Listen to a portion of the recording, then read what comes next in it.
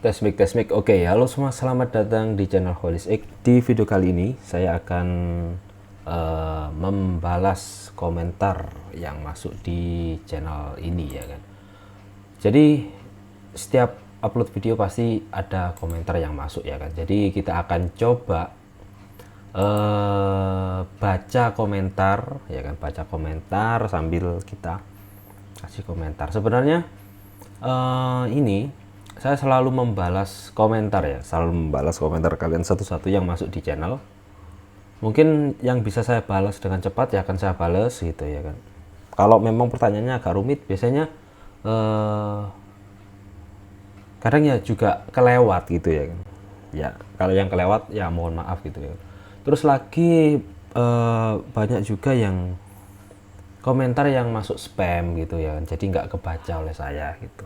Oke, jadi ini saya akan membaca kira-kira sekitar 10 menitan. Jadi ini adalah segmen baru mungkin ya, saya bisa bilang gitu. Jadi segmen baca komen. Di episode pertama ini kita akan coba baca beberapa komentar ya, sambil saya jelaskan sama komentar saya gitu. Yang pertama ini 1 menit yang lalu, ini baru aja komentar di video tentang review cek dan cek sound tone control Skeleton SKT EQ 100. Oke. Latar belakang saya beli tone control ini karena saya minta rekomendasi sama siapa ya, Om Denny dari Mojokerto itu.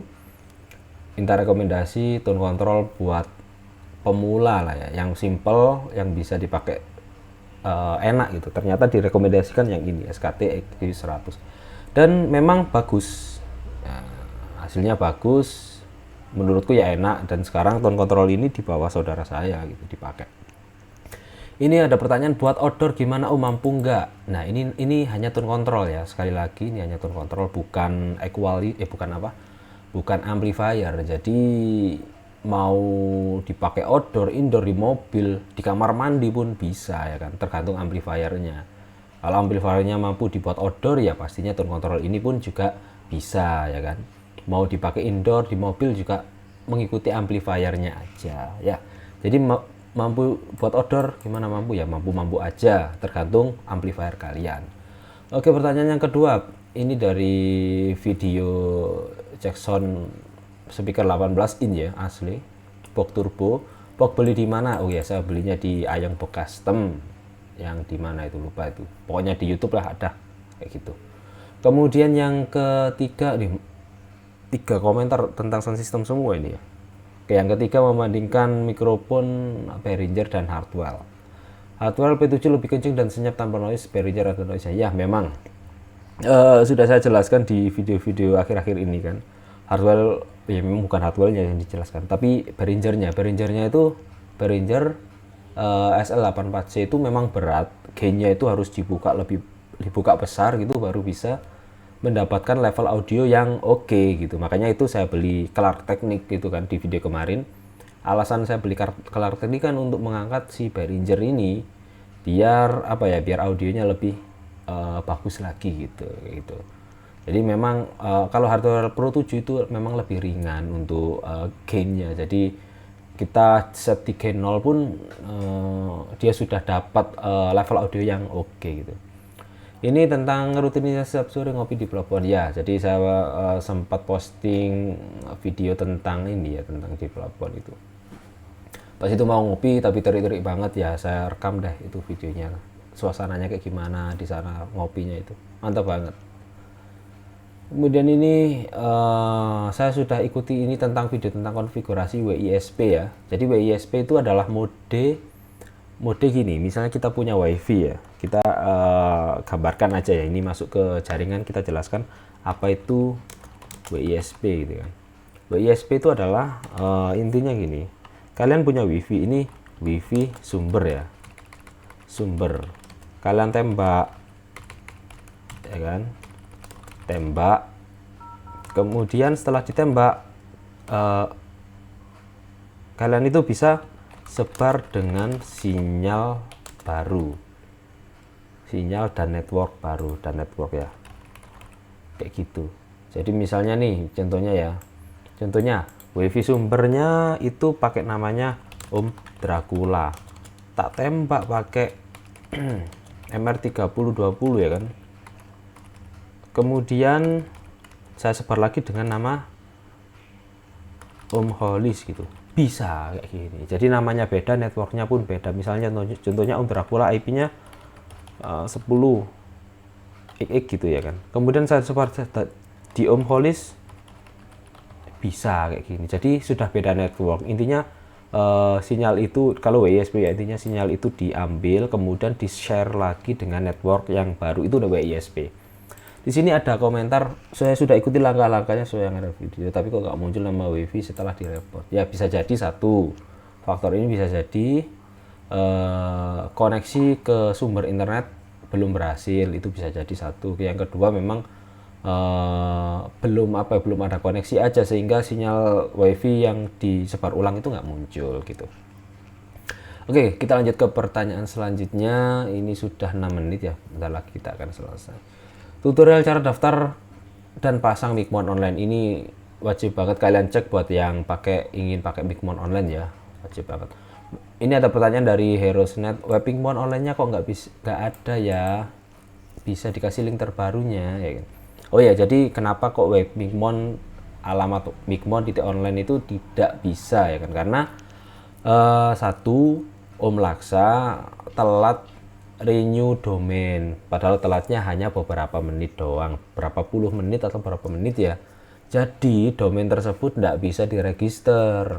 Nah, setelah itu harus menunggu beberapa saat karena memang dibutuhkan segera buat online, maka beliaunya langsung buat domain baru ya, namanya micmon.link ini ya kan. Jadi gitu ceritanya. Setelah itu di beberapa hari ya kan mau diregister ulang, ternyata sudah ada yang nembak alias ada yang ngeklaim, ya sudah, jadi kita tidak bisa menggunakan website atau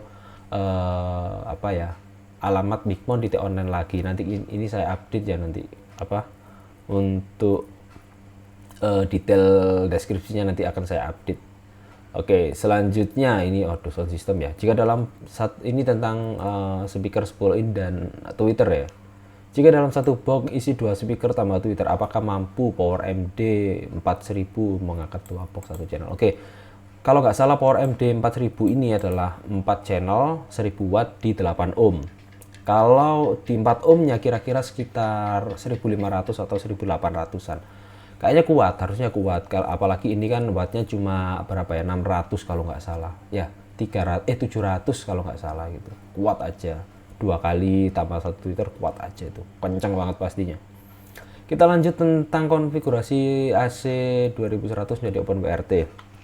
Kok di saya nggak ada tab physical settingnya, atau mungkin versi terbaru OpenWRT-nya?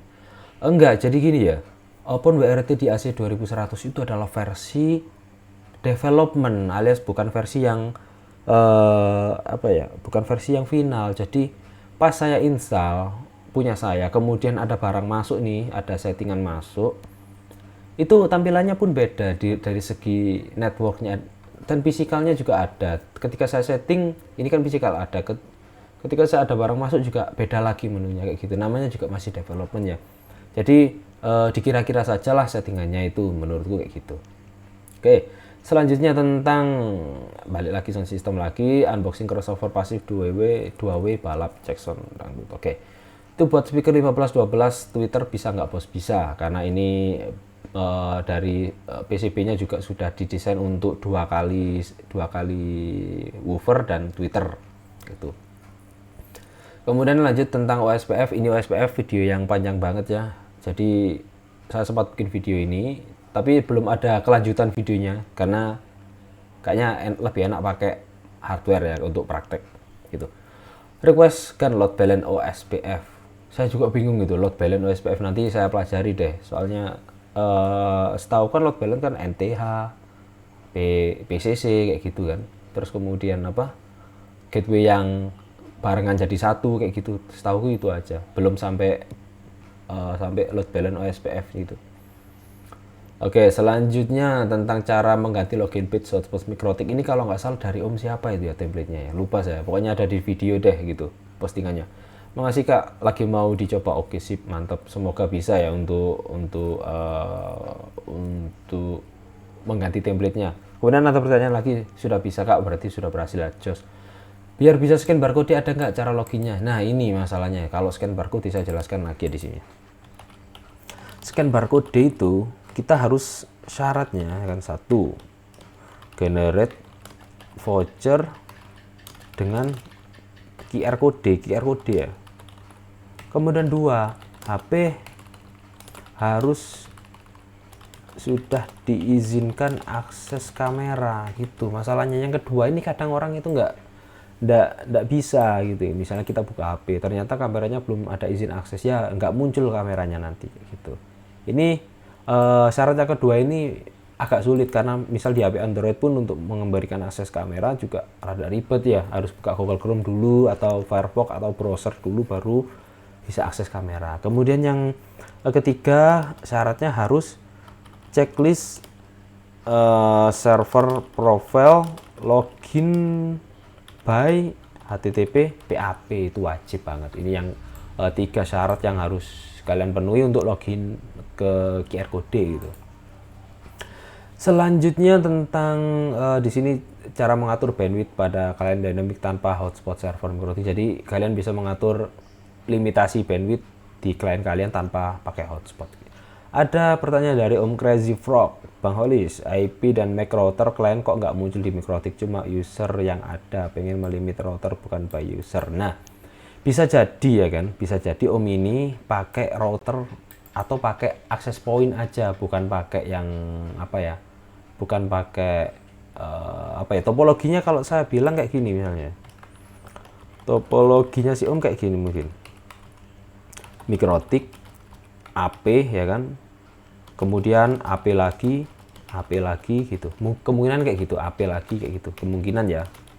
Kemudian di sini ada HP ya kan, HP, maka yang terdeteksi ya HP-nya bukan AP-nya. Kalau Omnya pakai metode ini, topologi yang Mikrotik misalnya kan, switch, kemudian di sini wireless router yang dicolokin di WAN, yang terdeteksi nanti bukan kliennya tapi si perangkat wireless routernya nanti yang itu yang terdeteksi gitu. Kalau pakai mode ini, pakai mode access point, ya nggak akan terdeteksi, yang terdeteksi adalah kliennya. Kalau pakai metode ini wireless router, yang bisa saya pastikan yang terdeteksi adalah perangkat routernya gitu ya Om. Oke, selanjutnya tentang tutorial install Micmon di HP Android pakai web server, bisa terhubungkah tuh di wifi HP? Ya bisa ya kan. Kok saya lag sendiri nih, gimana nih ya? Bisa ya. Jadi ini jadi kita bisa menginstal Micmon di HP dan kita juga bisa menghubungkan ke Micmon online, pun bisa dihubungkan ke Micmon online ke Mikrotik yang punya akses IP publik, pun bisa ke Mikrotik lokal, bisa gitu ya kan. Asal target IP-nya itu benar kayak gitu ya. Oke. Selanjutnya dari pertanyaan dari Om Otong ini, cara mengatur bandwidth pada klien dynamic juga. Kelebihan dan kurangan copy MAC address di hotspot itu gimana? Saya beberapa yang bilang habisin memori katanya. Oke, mungkin ini login by MAC address ya. Login by MAC address itu nggak memakan memori, tapi dia itu akan mengecek setiap orang yang masuk ke dalam hotspot. Contohnya gini ya kan, contohnya gini, HP ku kalau mau login dia akan dicek masuk DHCP server ya kan, baru masuk ke server hotspot. Di server hotspot dia akan melakukan satu cek MAC address, ada ndak gitu. Kalau ada maka berhasil login. Kalau tidak ya gagal login gitu. Jadi untuk stepnya, kalau kita pakai login by MAC itu pasti ada pengecekan ini yang menyebabkan memori penuh ya kan, tapi nggak sebegitunya juga ya kan. Nah, beda kalau kita nggak pakai login by MAC, ketika baru terhubung dia langsung ditampilkan login page gitu. Kalau kayak gini login by MAC ya kan, dicek dulu MAC addressnya ada ndak. Kalau ada berarti langsung berhasil login. Kalau nggak ada, gagal login, maka muncul muncul login page ya kan, kayak gitu. Jadi ada step tambahan untuk setiap klien yang terhubung ke jaringan gitu. Ada step tambahannya kayak gini. Ada step ini. Kalau tanpa login by Mac kan langsung muncul login page aja gitu. Nah, itu mungkin orang-orang kan merasa kayak, oh kok jadi lemot gitu. Sebenarnya nggak juga, nggak sebegitunya gitu. Selanjutnya dari Om Penjaga Tower, wah ngeri Penjaga Tower namanya. Ini di video apakah aman flash DNS? Flash DNS itu adalah membersihkan memori DNS di dalam mikrotik ya. Jadi ingatan tentang DNS-nya itu dibersihkan semua. Kalian cek aja videonya untuk penjelasan lebih lanjut ya. Oke, pertanyaannya, jika menggunakan dua ISP dengan sistem failover dan berbeda gateway ataupun DNS, mungkin DNS change ini perlu dilakukan jika ISP utama mati, gitu nggak bang? Sebenarnya nggak juga.